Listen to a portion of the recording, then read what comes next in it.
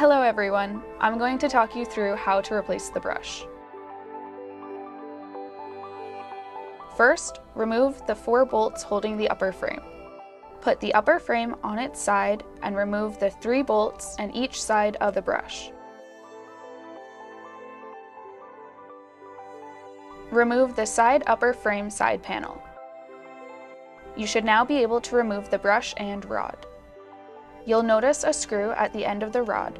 Remove it and slide off the old brush.